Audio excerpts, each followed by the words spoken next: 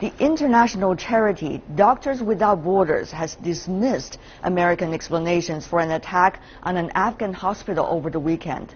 The bombing of the hospital in Kunduz left at least 22 people dead.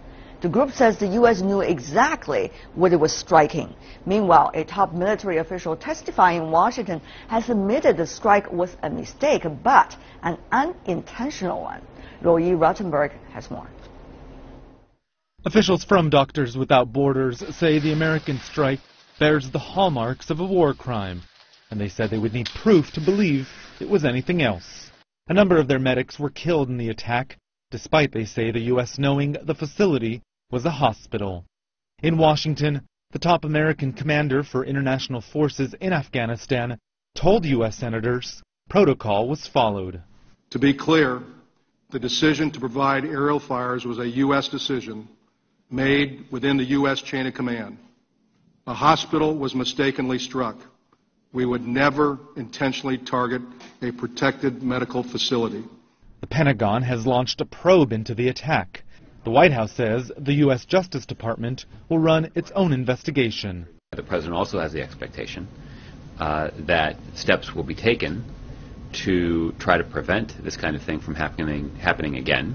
And I also understand from General Campbell's testimony today that he has already tasked his team to conduct a review and to carry out retraining where necessary. But representatives from the international aid group say they refuse to buy into the defense. Claiming that they were targeting fighters is not proven by the facts. So this claim is ridiculous. Our staff has heard no fighting coming from the compound.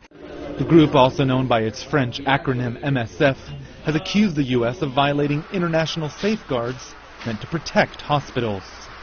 If these conventions are no longer recognized by the big warring parties, we have a major issue on our mere existence and the action that we do. And not only MSF, but all humanitarian actions. That's why this inquiry is fundamental, to have an independent look at what happened, because the fundament of humanitarian action have been attacked. General Campbell says that the attack was requested by and coordinated with Afghan forces who were fighting Taliban elements in the city of Kunduz. But details of why they were attacked and who was targeted remain scant. The U.S. says it will wait for the results of a number of inquiries before drawing any further conclusions. Roy Rottenberg, CCTV in Washington. And for more on this, we first are joined in the Beijing studio by Mr. Teng Jianjun, who is the director of the Center for Arms Control of the China Institute of International Studies. Welcome back, sir, to our program. First of all, what do you make of this shifting attitudes coming from the U.S. side? At the very beginning, they did not admit it, and then the statements become ambiguous until now. General Campbell admitted it was a mistake.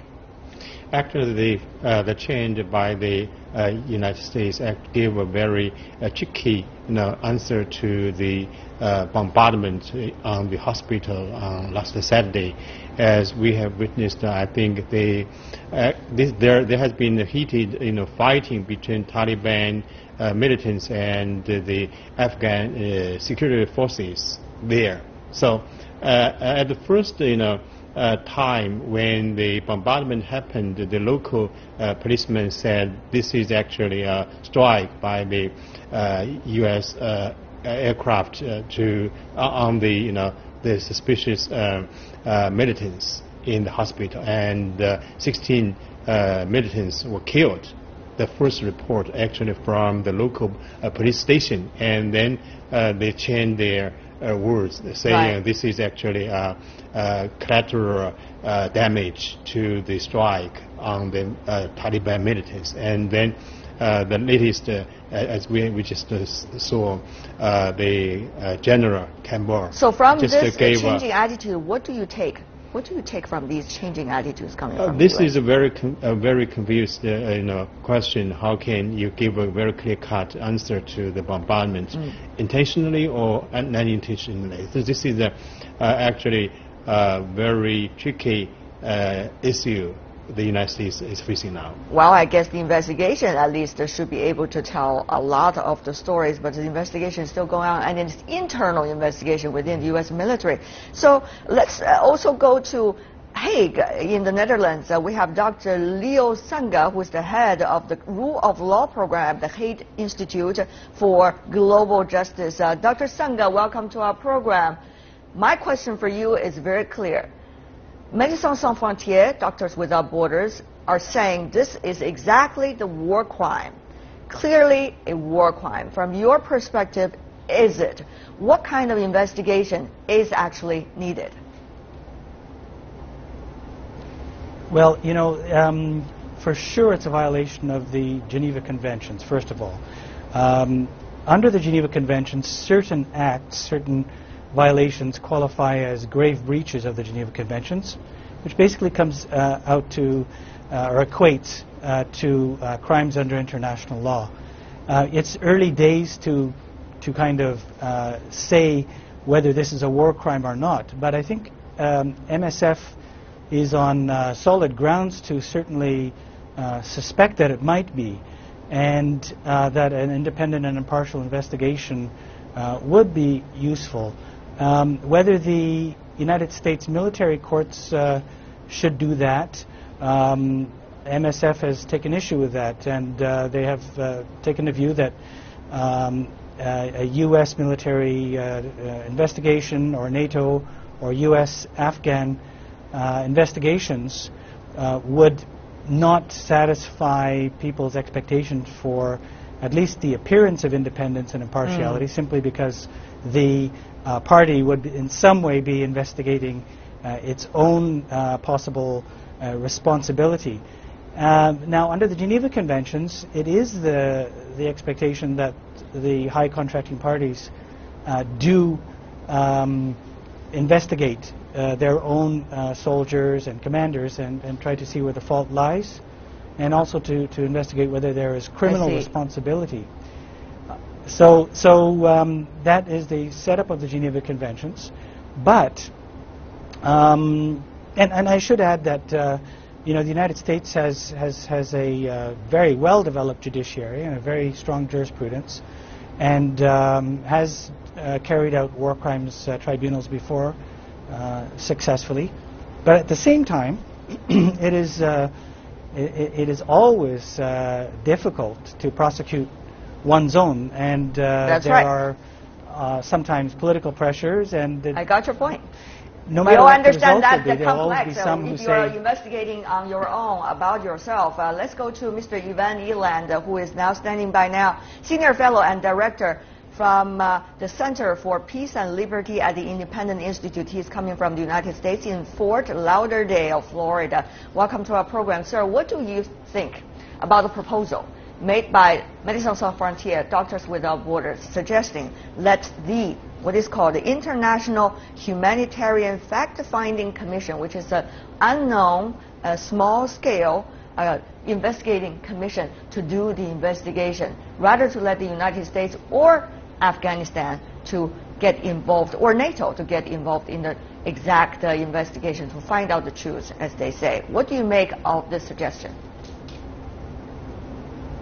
Well, I don't think it's a good idea to let anybody investigate themselves. So I do, whether this organization should do it, they probably should have an independent body come in. The United States can go ahead and investigate it and see what they come up with, but the shifting stories are a little bit suspicious. Now, I'm not alleging here that the United States military intentionally torched a hospital, because I don't really think that they have an incentive to do that, since they're trying to stabilize the country, and that helps stabilize the country. Medical, non-governmental organizations doing charity work and humanitarian work there actually helps them to do that. So I'm not sure it would be in their interest to do it. But I think the same standard should apply to Russia and Ukraine, because I don't think they intentionally shot down that passenger aircraft. Is that a war crime? The Ukrainian government had let it go through a war zone. Wars, things do happen in wars, and I think this has been a terrible mistake. And yes, a lot of times when you're in combat, you get they get a call. May I just say, Doctors Without Borders were calling in, but... May I just jump in if I can? Doctors Without Borders said it very clearly in their statement.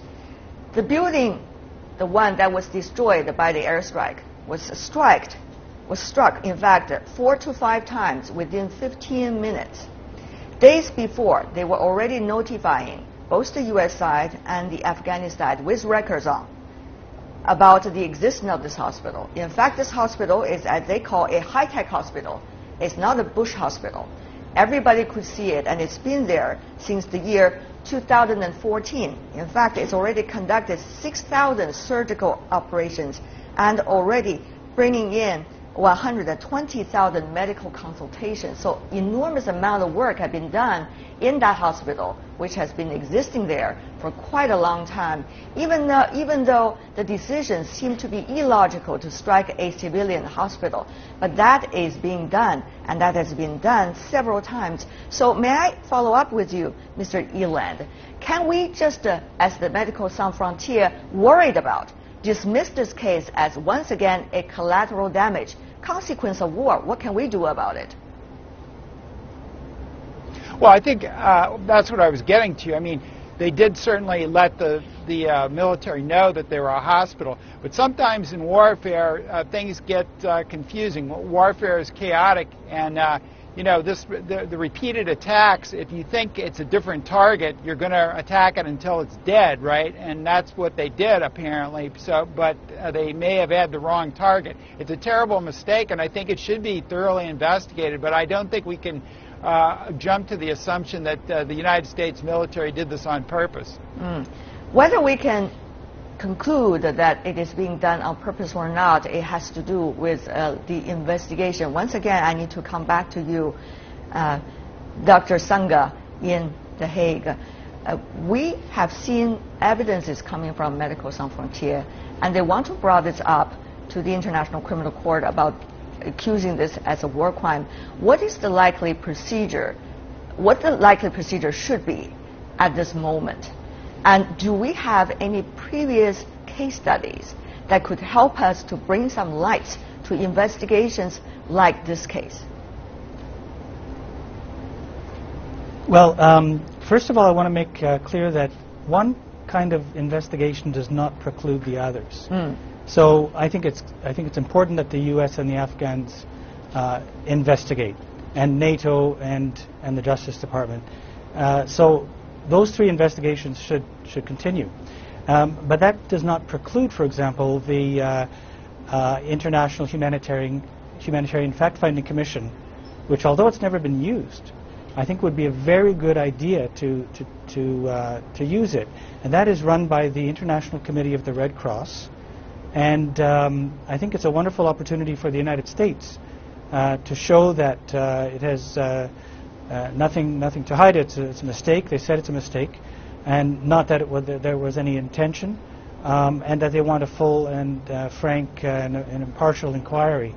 So I think it's an opportunity for the United States to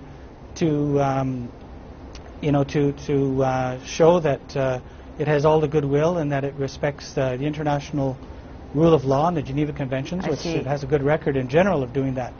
But on this particular instance, obviously something went wrong, seriously wrong, and it raises a number of questions. For example, why was the United States taking instructions, if that's what it was, from the Afghan authorities, and why after the MSF were apparently phoning Washington and Kabul, the military authorities, saying that you're bombing our hospital and that there are no combatants here, why did the attacks continue?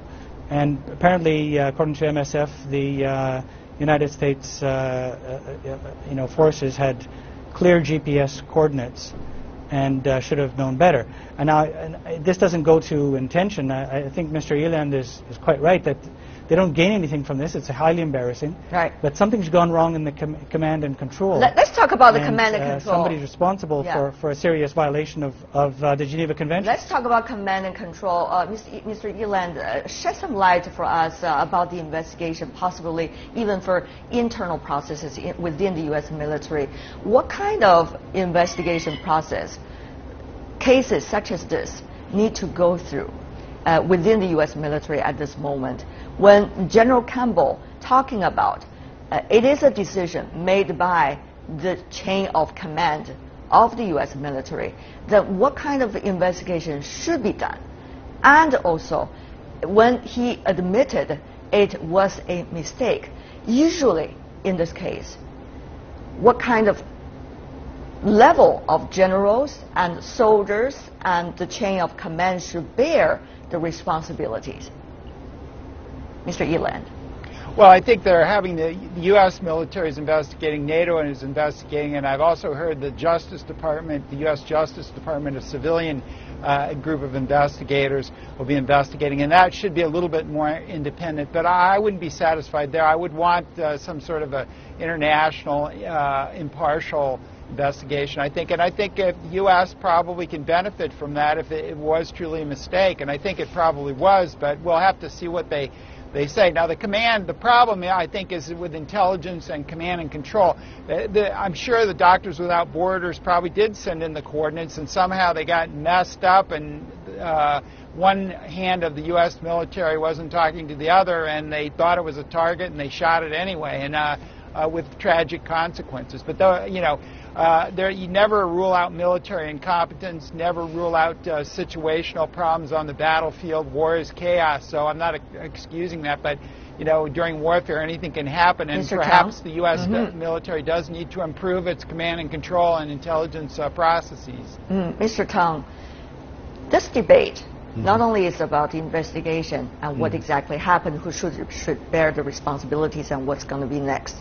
It is also becoming an internal debate inside the United States about whether this has a lot to do with the level of military inside Afghanistan from the United States. President Obama has always been on the side that the numbers should be reduced within a certain period of time. The military, of course, is standing on the other side. That's why we've seen a lot of change of command over the past few years. What do you make of this debate? Is this specific incident likely to be boiled inside the U.S. into that direction? Is that the right direction when you look at this incident? At least from President Obama's direction, I think he is willing to withdraw all the troops from Afghanistan and from Iraq. This is an established policy by his administration. But the military, so far as we have witnessed in recent days, the attack from Taliban militants actually occupied some important cities very close to Kabul. So this is a new situation in Afghanistan. So the military prefer to, continue the operation against the Taliban militants, but but political leaders in Washington D.C. is willing to withdraw all the troops. There are several plans already there. For example, according to the plan reached by the United States and Afghanistan administration, they should be 5,500, NATO troops stay in Afghanistan by the end of this year, and by the end of next year, all the NATO troops will withdraw from Afghanistan. Right. But the plan is there, but I don't think it's easy for the politicians, in Washington D.C., in NATO, other countries that can, carry out this plan. What do you think, Mr. Eland? Is this incident going to work in the direction toward the White House wish to withdraw troops, even for those the technical support of the Afghan troops as much as possible back to the United States? Or is it going to the other direction, that the U.S. should send more troops onto the ground, even combat troops? Well, I think this incident will probably have less of an effect than the takeover of Kunduz by the Taliban. I think, in fact, Obama is reconsidering that plan to pull all the troops out by 2016 now, and may leave 5,000 troops in there for supporting this using this air power like we've just seen in this case, and doing counterterrorism missions. So that's a valid question. Should the United States pull out? I believe that we should pull all troops out of there on schedule. But I think this takeover of Kunduz by the Taliban is causing the White House to reassess that, because they're talking about, I guess, about 5,000 troops being left. And, of course, that always opens up the fact that the United States could build up its forces again, as it's starting to in Iraq. All right. And Dr. Sanga, we only have 30 seconds left. 30 seconds. May I have your opinion? From now on, the investigation likely to proceed within the United States military and also from outside as well. What kind of time frame should we really look at? Without a time frame, are we going to really get any result? Well, it's going to take as long as it takes to get the facts, but there's a lot of information already out there. There's fairly clear information. The United States has already admitted that it did attack the hospital, that it was a mistake. And I think with all cooperation of all parties, I think it could be done sooner rather than later. All right. That's what I would say about time frame. I see. Leo Sanga, Ivan Eland, and Lyle also... Sanga, yeah, that's it. All right. And Mr. Teng Jinquan. Thank you so much, gentlemen, for being with us. This is a critical issue, of course, facing the international community. Thank you very much.